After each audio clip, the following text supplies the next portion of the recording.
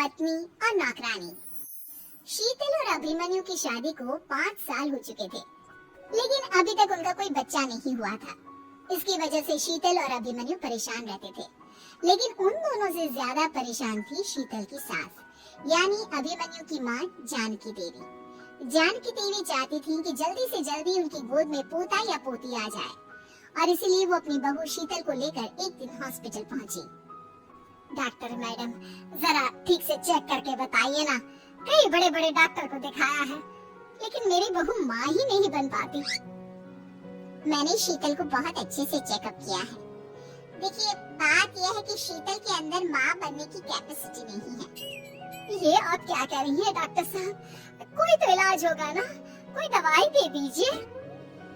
देखिए, कुछ प्रॉब्लम ऐसी होती है जिनका कोई ट्रीटमेंट नहीं होता। आई एम सॉरी टू से, लेकिन शीतल कभी माँ नहीं बन सकती, क्योंकि उसके यूट्रस में अंदर से ही कुछ प्रॉब्लम है। घर आने के बाद क्या हुआ माँ? कहाँ लेकर गई थी आप शीतल को? अरे कहाँ लेकर जाती, डॉक्टर मैडम के पास ले गई थी, लेकिन तेरी बीवी तो कभी माँ बन ही नहीं सकती। मम्मी जी, इसमें मेरी क्या गलती? अगर अंदर से कोई प्रॉब्लम है तो उसमें मैं भी कुछ नहीं कर सकती। जानती हूँ, ये बात डॉक्टर के मुंह से सुन चुकी हूँ। अब दोबारा मेरे सामने इस बात का गाना मत गा। माँ, परेशान होने की जरूरत नहीं है, हम सोचते हैं ना कुछ। अरे क्या सोचेगा तू? जब डॉक्टर कह चुका है कि तेरी बीवी माँ नहीं बन सकती, तो बता क्या सोचेगा तू? कहाँ से लाएगा बच्चा? माँ, ये तो मैं भी नहीं जानता। अभिमन्यु, क्यों ना हम अनाथ आश्रम से एक बच्चा गोद ले आए? क्या फर्क पड़ता है बच्चा हमारा हो या गोद लिया हुआ? हाय, बड़ी बातें बनाने वाली, क्या फर्क पड़ता है? अरे क्यों फर्क नहीं पड़ता? मुझे इस वंश को आगे बढ़ाने के लिए मेरे बेटे का खून चाहिए, किसी दूसरे का नहीं। लेकिन माँ, आप जानती हैं कि ये अब पॉसिबल नहीं है। मैं कुछ नहीं जानती। मैं किसी पराये की औलाद को इस घर में अपना पोता या पोती बन के बढ़ता हुआ नहीं देख सकती। मेरा वंश मेरे बेटे के खून से ही आगे बढ़ेगा। लेकिन मम्मी जी, ऐसा कैसे हो पाएगा? आप अच्छी तरह जानती है ना, मेरा और अभिमन्यु का बच्चा नहीं हो सकता। तो मैं अपने बेटे की दूसरी शादी करवाऊंगी, और अपनी दूसरी बीवी से ये मुझे बच्चा पैदा करके देगा। ये आप क्या कह रही हैं माँ? मैं किसी और से शादी नहीं करने वाला। मेरे रहते हुए आप अभिमन्यु की शादी किसी और से करवाएंगी? मम्मी जी, आप ऐसा कैसे कर सकती हैं? तू बस देखती जा बहू, मैं ऐसा कैसे कर सकती हूँ। कुछ दिनों के बाद, अभिमन्यु, मैंने तेरे लिए लड़की ढूंढ ली है। माँ, मैं आपको कितनी बार समझाऊं, मुझे किसी से शादी नहीं करनी है। पहले मेरी बात सुन, ये जो चमेली है ना, हमारे घर में काम करने आती है, वो तुझसे शादी करने के लिए तैयार है। मम्मी जी, आप अभिमन्यु की शादी एक नौकरानी के साथ करवाएंगी? वो इसलिए क्योंकि चमेली दिखने में बहुत खूबसूरत है, बच्चा भी सुंदर ही होगा। मम्मी जी, लेकिन एक बच्चे के लिए अपने बेटे की शादी नौकरानी के साथ करवाना क्या ये सही है? अगर अभिमन्यु ने शादी नहीं की ना, तो मैं अपनी जान दे दूंगी। अब देख लो, अगर तुम्हें अपनी माँ की जान प्यारी है तो तुम्हें इस नौकरानी के साथ शादी करनी ही होगी। इस तरह जानकी देवी अपने बेटे अभिमन्यु की शादी नौकरानी चमेली के साथ करवा देती है। कुछ दिनों के बाद, नौकरानी से मालकिन बन गई तो मजा आ गया। अब तो मैं इस घर की मालकिन हूँ। देखो, अपने आप को ज्यादा मालकिन समझने की कोशिश मत करो। एक बार तुम्हारा और अभिमन्यु का बच्चा इस दुनिया में आ जाए, उसके बाद तुम इस घर से हमेशा के लिए चली जाना। अरे जाओ जाओ, किसी और के आगे बातें बनाना, एक बच्चा तो पैदा नहीं कर सकी। बढ़िया, जाओ जाकर मेरे लिए कॉफी बना कर लाओ। नौकरानी मैं हूँ या तुम? मम्मी जी, देखिए ना, शीतल मुझसे किस तरह से बात कर रही है।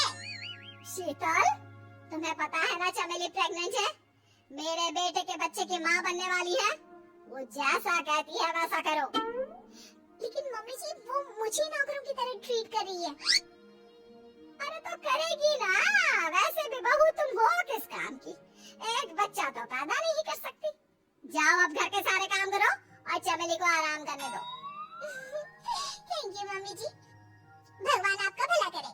आप नहीं होती तो मैं नौकरानी से महारानी कैसे बनती? देखो, तुम्हें जो चाहिए सब मिलेगा, खूब खाओ पियो, मजे जिंदगी जियो, लेकिन बस मुझे एक बच्चा पैदा करके दे दो। कुछ दिनों के बाद, मम्मी, बच्चे के लिए आपने मेरी शादी चमेली के साथ करवा तो दी, लेकिन दिन और रात का चैन मिट गया है। सारा दिन शीतल और चमेली की बहस चलती रहती है। अब शीतल को इस घर में रखने से क्या होगा? मैं तो कहती हूँ उसे घर से निकाल दो, है भी किस काम की? मैं ऐसा नहीं कर सकता माँ, वो मेरी पत्नी है, उससे बहुत प्यार करता हूँ मैं। तुम्हारी पत्नी चमेली है, चमेली, उससे प्यार करो। अरे तुम्हारे बच्चे को जन्म देने वाली है वो। अभिमन्यु, मैं खुद ही इस घर से चली जाती हूँ। वैसे भी अपने ही घर में नौकरों की तरह रहकर परेशान हो चुकी हूँ। घर की नौकरानी मेरे ऊपर हुक्म चलाती है, वो तुम्हारी पत्नी बन चुकी है। अब मेरा इस घर में क्या काम? अभिमन्यु की बार बार रोकने पर भी शीतल उस घर से चली जाती है। कुछ दिनों के बाद चमेली एक बच्चे को जन्म देती है। भगवान ने मेरी सुन ली, मेरे बेटे का घर भर गया, उसका अपना बच्चा इस दुनिया में आ गया। मम्मी जी, बच्चे को हाथ लगाने से पहले मेरी एक शर्त तो सुन लो। तुम कहना क्या चाहती हो चमेली? आपकी मम्मी को बहुत शौक था ना अपने पोते को खिलाने का। अब देखो, इस दुनिया में हर चीज की कोई ना कोई कीमत तो होती है। तुम अपनी आधी प्रॉपर्टी मेरे नाम कर दो, बच्चा तुम्हारे नाम। अरे लेकिन मैंने अपने बेटे से तुम्हारी शादी करवाई है, अब ये सौदेबाजी कहाँ से आ गई? जो औरत अपनी बहू को घर से निकाल कर एक नौकरानी के साथ अपने बेटे की शादी करवा दे, वो तो सौदेबाजी कर ही सकती है ना। उसका कैसे भरोसा कर सकते हैं? मुझे बस आप लोगों की प्रॉपर्टी चाहिए, तो उसके बाद ही बच्चे को आप हाथ लगा सकते हैं। मैंने कहा था ना मम्मी, आप गलत कर रही हैं। देखिए, उसका नतीजा आपके सामने है। जब शीतल को पता चलता है कि अभिमन्यु और चमेली का बच्चा दुनिया में आ गया है, तो वो अपने घर पहुंचती है। अभिमन्यु, कहाँ है आपका बच्चा? क्या मैं उसे देख सकती हूँ? कुछ भी मत पूछो शीतल, माँ की हुई एक गलती हम लोगों पर भारी पड़ रही है। वो नौकरानी अपनी औकात पर आ गई है और अब हमसे अपनी आधी प्रॉपर्टी मांग रही है, वो भी बच्चे के बदले में। एक बात कहूँ अभिमन्यु, आप उससे कुछ भी देने से मना कर दो। अरे कैसी बात कर रही हो? मेरे बेटे की औलाद है उसके पास, ऐसे कैसे मना कर दे? मम्मी जी, वो अभिमन्यु का बच्चा नहीं है, वो चमेली और उसके बॉयफ्रेंड का बच्चा है। ये तुम क्या कह रही हो शीतल?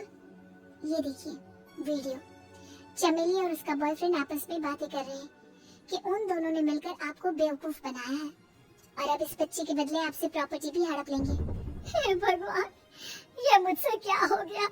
ना तो बच्चा मिला और अपने बेटे की नौकरानी के साथ शादी करवा दी सो अलग। अब क्या होगा? मुझे माफ कर दो शीतल, मेरी वजह से तुम्हें बहुत तकलीफ हुई है। अभी मैंने कहा ना, उस नौकरानी को उसके बच्चे सहित इस घर से बाहर निकाल दो। लगता है मेरे अभिमन्यु का बाप बनने का सपना अधूरा ही रह जाएगा। अभिमन्यु, अपनी मम्मी से कहो कि परेशान ना हो। आपको याद है एक बार हम एक IVF सेंटर गए थे, मैंने फिर से वहां जाकर बात की थी और आपको पता है इस बार मैं प्रेग्नेंट हूँ, क्योंकि हमने वहां पर प्रोसीजर करवाया था जिसकी वजह से मैं प्रेग्नेंट हो गई थी और इस बात का पता मुझे बस कुछ महीने पहले ही लगा है। हमारा बच्चा इस दुनिया में आने वाला है अभिमन्यु। मुझे माफ कर दो शीतल बहू, मुझसे बहुत बड़ी गलती हो गई। कोई बात नहीं माँ, लेकिन अब हमें उस धोखेबाज नौकरानी को इस घर से बाहर निकालना है और इस घर की मालकिन को वापस घर लाना है, वो भी